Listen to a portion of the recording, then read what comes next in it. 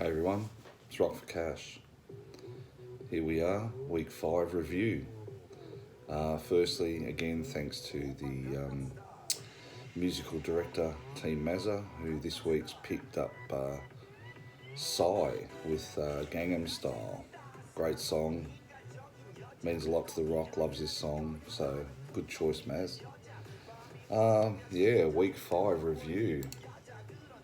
Interesting round, lots of really close games. I think 4 of the 6 games were decided under 10 points, so let's get into it.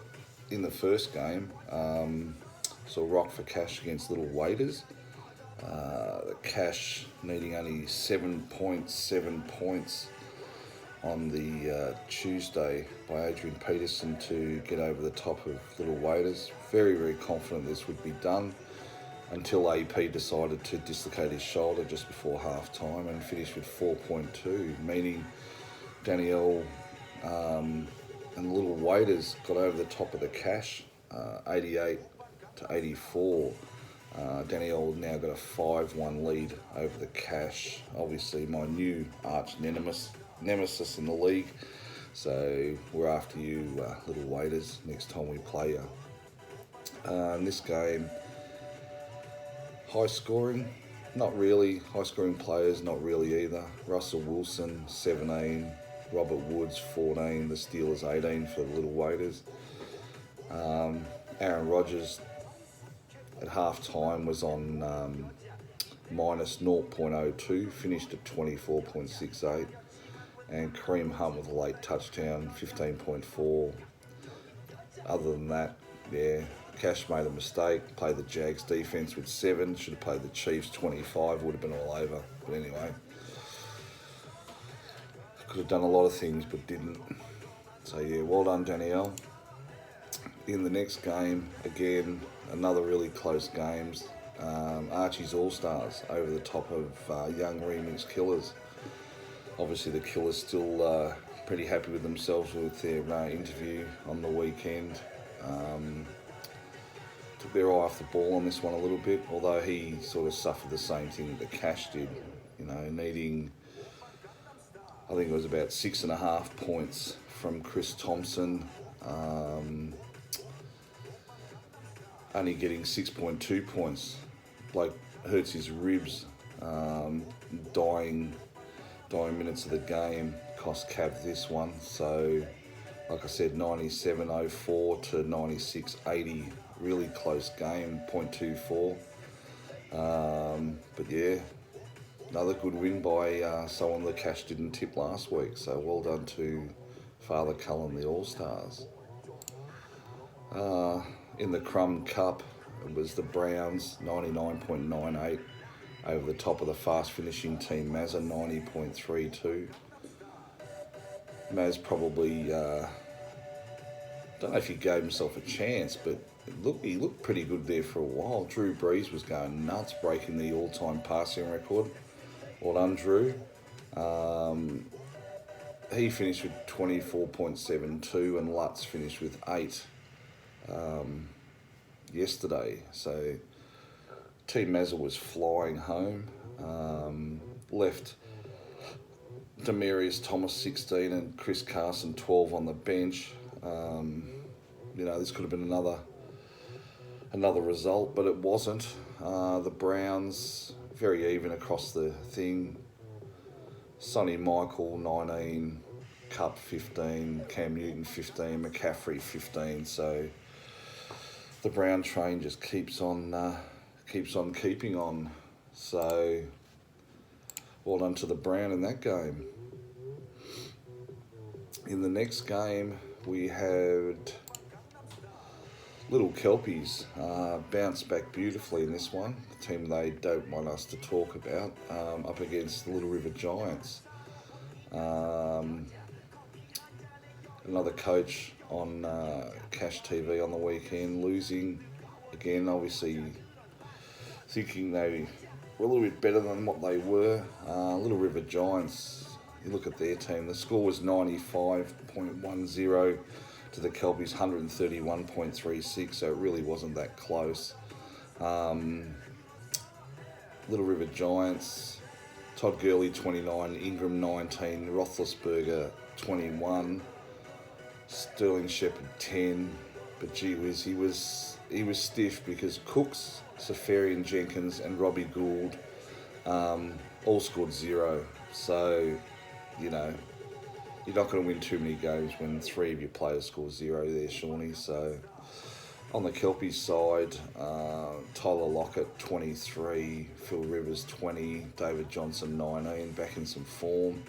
Golladay 15, Dolphins defense 14, Eckler 11. So he had contributors everywhere. So good win there, Dave. The Kelpies back in town.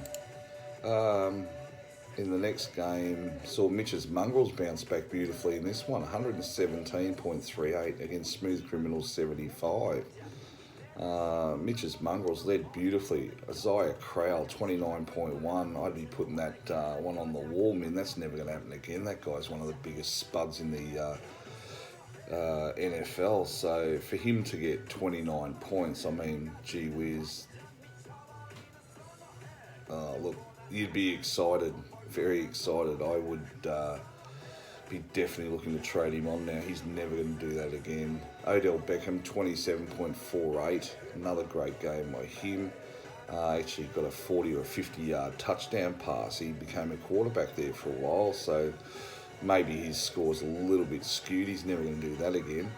Deshaun Watson, 20. Well done. Smooth Criminal, Adams, 20. James White 13, Kirk Cousins 13, but yeah, you know, this one's over 42 point difference. So look, the Mongrels bounce back. That's their second win for the year, so well done everyone there at Mongrel Land. In the final game of the round, Shiva Kamini lost to the Moneymakers, 97 to 101. Very close game. Shiva took a 57-0 lead into Monday, but the Moneymakers bounced back beautifully. Barkley got 24, Bailey 12, Browns 12, Diggs 11, Mixon 17, Dalton 10. On Shiva's side, Tom Brady 27, Ebron 22, Gaino 19, with a 63-yard field goal, I think, to win for the Panthers over the Giants, and Jordy Nelson got 10. In regards to awards this week, Thursday Night Beast went to Shiva Kamini with Tommy Brady on fire with 27.54, and the Taco Bell this week to the Kelpies. They scored 131, and they also had another 75.62 on the bench. So, gee whiz, this could have been an absolute shellacking to Little River Giants. So, anyway, so that's pretty much round 5 sorted. Quick review of preview of what's coming up for week 6. Rock for Cash up against Nick Cavity's Young Remix Killers. Moneymakers 7 up against Team Mazza. Little River Giants up against Little Waders. The Kelpies take on the Smooth Criminal. The Browns take on Shiva Kamini. And Mitch's Mongrels take on Archie's All-Stars. So that's pretty much the review for round 5. Just a couple of other things I just wanted to talk about. Firstly, to the people that are in charge of the creative juices that flow out of the NFL, please go back to the original format on the NFL app for your live games. This particular one that you've changed to now is absolutely shithouse. Cash got onto this on Friday while he was watching the New England game and nearly threw his phone against the wall. This is one of the worst things he's ever seen.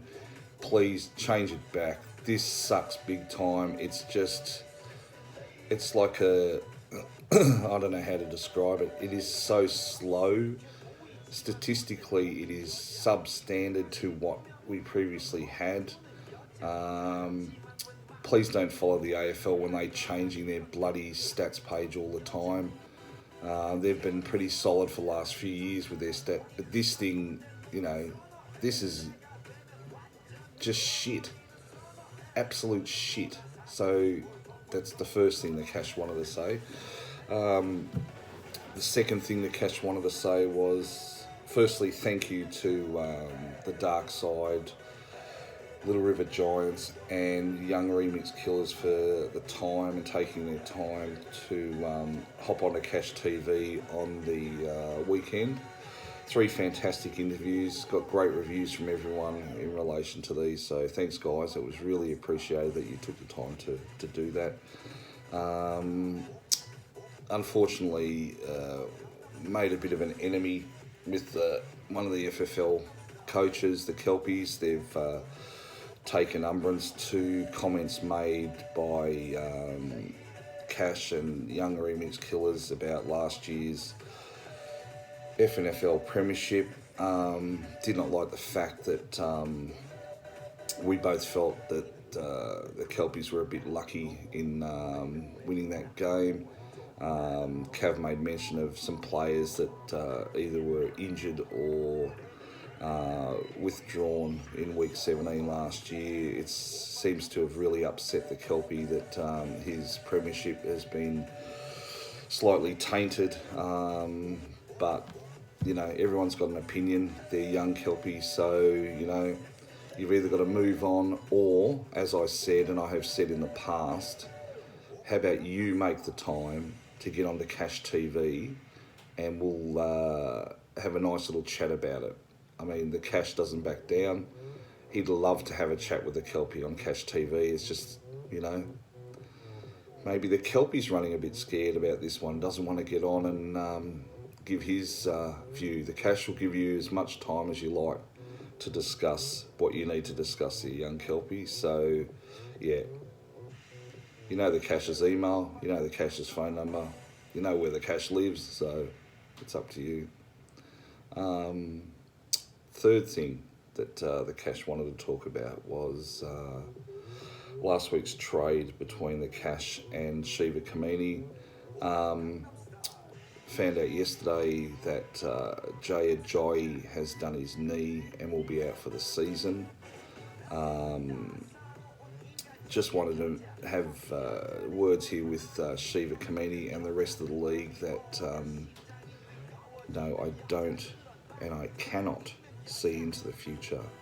So if I trade with you and the player that you get gets injured, stiff shit. I did not know it was going to happen, and if you seriously believe that the Cash knows and can see into the future, you're a deluded individual, because if the Cash could see in the future, he wouldn't be working. He'd be working the stock market. He'd be working the TAB sports bet. He'd be that rich, it wouldn't be funny. Because seeing into the future means that you can see results in things. And the Cash can't see results in things. So Shiva Kamini, I feel for you. I did try a trade last night. We traded Frank Gore for Jay Ajayi. Good work by the trade commissioners, Team Mazza and Moneymaker 7. They vetoed the trade. It should never have gone through. The Cash tried to do the right thing by you and give you a running back because you don't have any at the moment. But as we talked, the trade was vetoed. So good work again. But like I said, the Cash cannot see into the effing future. Anyway, that's Cash's little rant at the end there. Have a great couple of days before week, what are we up to? Week 6 starts. And we'll have another preview of that round tomorrow. So with that, that's Cash out.